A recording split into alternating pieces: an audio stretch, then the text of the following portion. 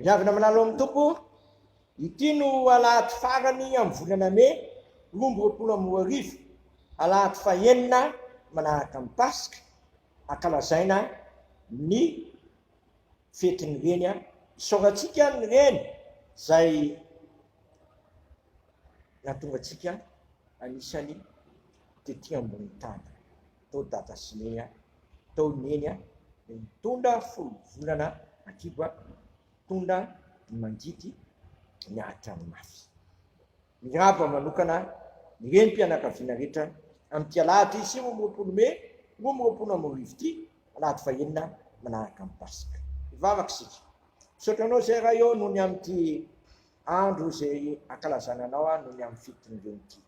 Misaotra anao zay nanomezanao ny reny zay fitiavana hita maso, azo sapahitanana, mampiseho ny tambitamby sy ny fikarakarana sy fiahina amin'ny endriny maro samihafa. Misaotra anao zay nandoganao zany fitiavana asehonao tamin'ny alalan'ny renim-pianakaviana izany dia ampahirezo manokana ny renim-pianakaviana amin'ity nandro ity mba handeha araka ny sikaponao tsy hita fidirana dianao. Misaotra Jesosy teny tokanofo. Amen. Ny filazantsara katolika toko faha 1 no anjara mofinaina ho antsika amin'ity andro an'ity. Bika toko faha 1 andimy fasivy ka hatramin'ny fahatelo 10 amin'ny anaran'i Jesosy. Aroy izao aminareo, mankatà dia mena anareo, tadiava dia hita anareo, dondony dia voana ianareo, fa zay rehetra mangataka no maso, ary zay rehetra mitady no mahita, ary zay mandondona no voana. Iza moa aminareo zay ray angatahany ray zanany mofo no hanome azy vato, ary angatahany hazan-drano no hanome azy menarana, mosony ny hazan-drano, ary angatahany atody no hanome azy maika. Koa raha ianareo na dia ratsy aza, malala manome zavatra ho any zanakareo sy maika va ny ray zay nan-danitra no hanome ny fanahy masina ho any zay mangataka aminy. Ray masonao manamasinanay amin'ny fahamarinana, ny teninao amin'ny fahamarinana. Amen. Mizara telo lehibe ny vanim-potoana ety amin'ny tany. Vanim-potoana voalohany dia andron'ny ray. Le ray ilay mpamola vola amin'ny famonjena, le tsy manaiky raha tsy manolotra famonjena amin'ny alalan'ilay zanany latokana zay tonga tetỳ an-tany, zay indray le vanim-potoana faharoa, natolotra Andriamanitra manompoana antsika ny zanany mahazoantsika ilay famonjena sy sitrahantsika ny fanafahana sy ny fiainana tena izy. Zany fanafahana sy fiainana tena izy zany dia enti-poana raha tsy tonga ny fanamasina. Fanamasina indray ny vanim-potoana fahatelo.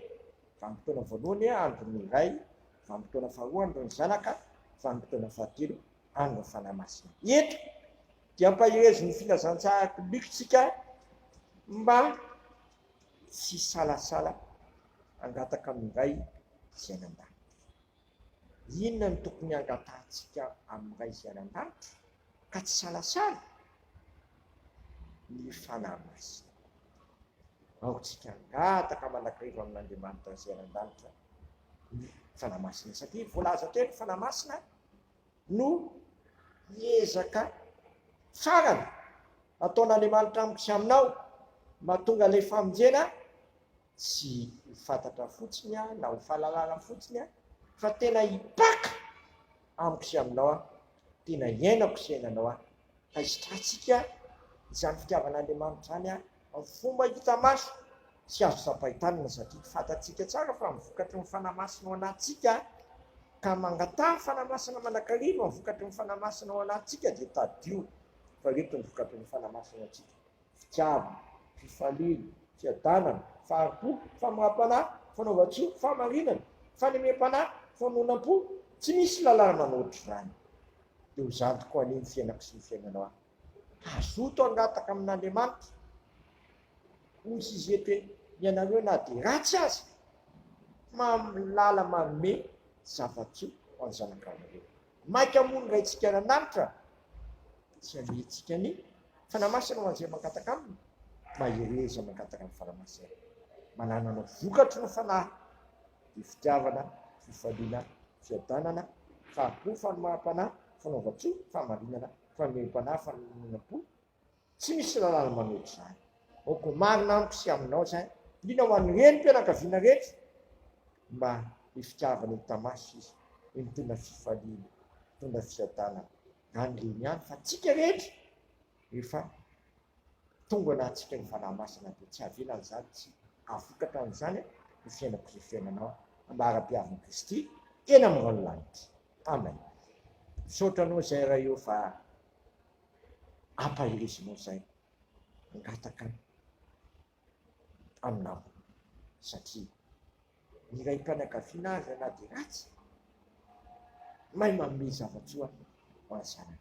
Maika ianao ny ray izay ananata tsy hanome anay ny fanahinao masina dia mangataka aminao zay ho feno fanahinao masina zay tsy ray avy zay manaritra zay nofinainy zao ka hanana vokatry ny fanahy zay voatanisa teo fitiavana, fifaliana, fiadanana, fahapo, fanomam-panahy, fanomem-panahy, fahamarinana, famonam-po, fanaova-tsoa, tsy misy lalàna manaotra zany dia feno an'izany anie ny fiainanay mara-piavina lanitra Kristy ilay tianay amin'ny fitiavana tsy mety lefinao zay nampianatra anay fanaka hoe anay zay mian-danitra masina ane naranao tonga ane ny fanjakanao atao ane ny sitraponao itia tany tahaka ny an-danitra iny anina sahazo anay ary mamelany erikay tahaka namelanay zay meloka taminay izay mitondra anay amin'ny fakapanahy fa manafanay amin'ny ratsy anao ny fanjakana sy ny hery ary voninahitra aminakizay.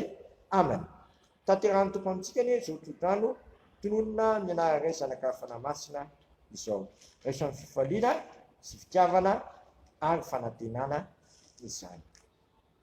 Andriamanitra ny fanantenana ny amenanareo amin'ny fifaliana sy fiadanana rehetra amin'ny fonareo mboa hitombonareo amin'ny fanantenana no ny ain'ny fanahy masina. Zay tanin'ny fanahin'Andriamanitra no zanak'Andriamanitra aroaka isika hanana vokatry ny fanahy amin'ny fiainantsika rehetra ambara-piavina Kristy eny amin'ny lanitra.